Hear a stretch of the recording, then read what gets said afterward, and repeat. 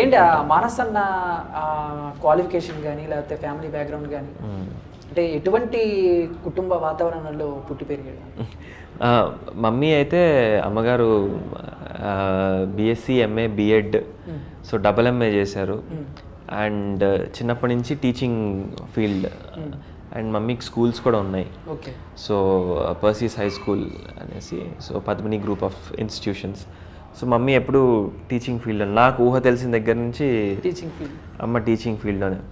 So బాగా కష్టపడి చదువుకున్నారు ఆవిడ. అంటే చిన్న వయసులోనే మ్యారేజ్ అయ్యింది, but she wanted to become a doctor.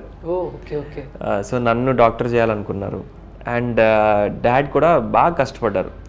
ఒక చిన్న రైతు కుటుంబం నుంచి వచ్చి ఆయన చదువు మీద ప్యాషన్తో ఇక్కడ ఆంధ్ర యూనివర్సిటీకి వచ్చేసుకొని బాగా చదువుకొని అండ్ హెచ్పిసిఎల్ సెంట్రల్ గవర్నమెంట్ జాబ్లోని ఆయన చిన్న పొజిషన్ నుంచి he became an installation manager and retired అనమాట.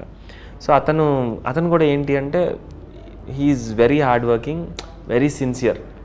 సో ఇలాగ ఒక నైస్ ఫ్యామిలీ బ్యాక్డ్రాప్ నుంచి ఒక డాడ్ ఒక రైతు కుటుంబం, అమ్మ లైక్ అంటే మా తాతగారు వాళ్ళంతా హెల్త్ డిపార్ట్మెంట్లో వర్క్ చేసేవారు అనమాట. సో ఇలా very nice humble small family. అంటే ఒక్కడేనా? నేను ఒక్కడే. సో అంటే ఎప్పుడైనా ఫీల్ అయ్యావా నాకు తమ్ముడు కానీ అక్క కానీ చెల్లి కానీ అన్నయ్య కానీ ఉంటే బాగుంటుంది షేర్ చేసుకుంటాకి? సో రాఖీలకి బ్రదర్స్ డే అంటే ఎప్పుడు ఫీల్ అయ్యావంటే ఇంట్లో ఎప్పుడైనా గొడవలు అయినప్పుడు ఏదైనా తిట్టుకున్నప్పుడు ఎవరో ఒకరు పక్కన ఉంటే బాగుండు మనల్ని తిట్టేస్తున్నారు అనుకునేవాడిని తప్ప ఇట్స్ నాట్ లైక్ యూనో ఆ ఫీలింగ్ ఎప్పుడు రానివ్వలేదు ఇంట్లో వాళ్ళు. ఓకే, ఏం పర్లేదన్న ఈ రోజు నుంచి చందు అనే ఒక తమ్ముడు లైక్ అంటే ఇప్పుడు ఆంటీ గారు చూస్తే మీ మమ్మీ గారు చూస్తే చిన్నప్పటి నుంచి ఆవిడ టీచింగ్. అవును. సో ఎలా ఉండేవాళ్ళు చిన్నప్పుడు? చదువు అని సాగుకొట్టే వాళ్ళ పాపం మామూలుగా ఉండేది కదా? అసలు మామూలు ఇది కాదు ఆవిడ. అసలు అమ్మో స్టడీస్ వైజ్లోని ఇప్పుడే కాదు అంటే నా దగ్గరే కాదు ఎక్కడైనా సరే ఎవరి విషయంలో సరే ఫస్ట్ బాగా చదువుకో. ఇదే ఆవిడ మెయిన్ ఇంటెన్షన్ ఏంటంటే నువ్వు ఏమైనా అయిపో ఫస్ట్ అయితే బాగా చదువుకో.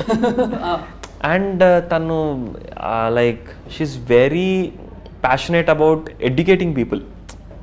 మాకు స్కూల్స్ ఉన్నప్పుడు లైక్ అమ్మ ఏం చేసేదంటే లైక్ ఎనీ ఫ్యామిలీ వచ్చి ఒక 3 పిల్లలు ఉన్నారు, లైక్ 2 పిల్లలు ఉన్నారు, నేను కొంచెం అంత ఇది కాదండి ఫీజులు కట్టలేము అంటే అవునా ఓకే అనేసి మామూలుగా అబ్బాయి కానీ అమ్మాయి కానీ చూసి యాప్టిట్యూడ్ టెస్ట్ మామూలుగా పెట్టి బాగా చదువుతున్నారు అనుకో వెంటనే అసలు ఆ పేరెంట్కి చెప్పేశారనమాట, అవునా free education not for 1 year చదివినంత కాలం, మా స్కూల్లో చదివినంత కాలం ఫ్రీ ఎడ్యుకేషన్.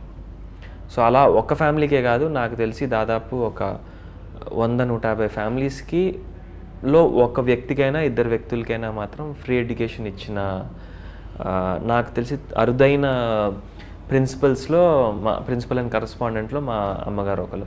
చాలామంది అది చేస్తారు, బట్ నేను చూసిన వాళ్ళల్లో like she's unique and you know very nice person.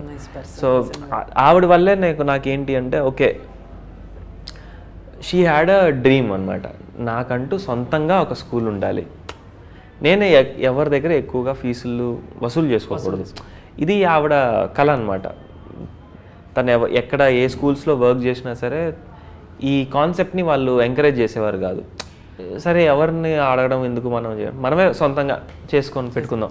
అది షీ అచీవ్డ్ ఇట్. అవును, చాలా మందికి ఏంటంటే కొంతమందికి డ్రీమ్ లానే ఉండిపోతుంది, but she achieved it. It is mummy పేరేంటన్నా? పద్మిని నాగులపల్లి. ఓకే, పద్మిని గారు ఇప్పుడే మన మానస్ అని చెప్పారు, మీ గురించి ఎంతో మందిని చదివించారు ఫ్రీగా. ఇలాంటి వాళ్ళు ఉండాలి సమాజంలో.